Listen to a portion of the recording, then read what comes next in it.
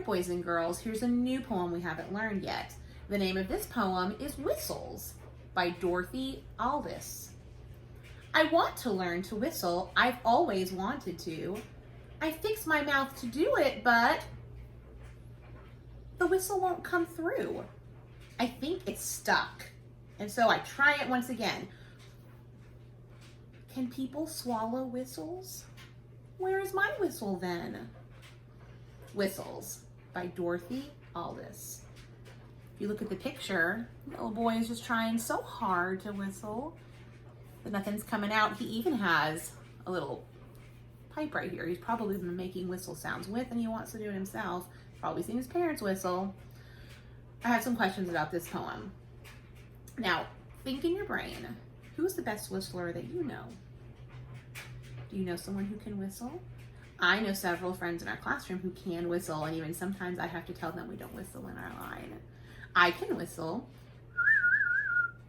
When Cam, who's 8 years old now, was only 1 year old, he figured out how to whistle, and I got him doing it once on a recording, and then guess what happened? He forgot when he got older. He kind of knows how to whistle now, but I'm sure he'll whistle again soon. Ty is a great whistler. It took Shelby a very long time to learn how to whistle. I don't even know if she can do it right now. How old do you think you will be when you finally learn how to whistle? Maybe you'll learn to whistle while you're at home. What are some things you can do now that you could not do 2 years ago? Just because you can't whistle now doesn't mean you're never going to learn how. Think about tying shoes. Think about reading. Think about how beautiful your handwriting is and how awesome you color. Think about the ways that you've made friends with people that you did not know 2 years ago. There's lots of things that you can't do now that you will be able to do later, so don't get discouraged. What are some other things that you hope to learn soon? Maybe you've been working on tying your shoes and it just hasn't happened yet. This would be a great time to keep practicing. We talk about that in class. Sometimes we talk about reading and being a good reader and being a good writer. And I tell you, the only reason why I can do those things well is because I've been doing them for so many years.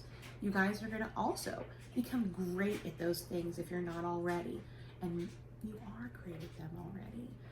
You've only been doing them for 2 years, maybe some of you 3 years, and look how great you're already becoming.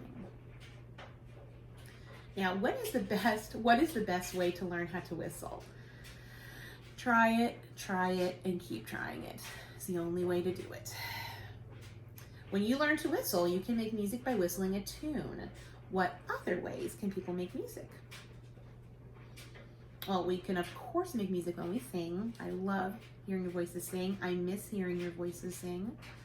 Also, we know people can use pianos to make music, violins, trumpets, drums, guitars, flutes, clarinets. There's many ways to make music. And as you guys are getting older, you might even be able to take lessons on how to make music. Now, what I'd like you to do is when you're practicing this poem, act it out. Pretend you're the little boy trying. I'm going to turn it around so you can see the words.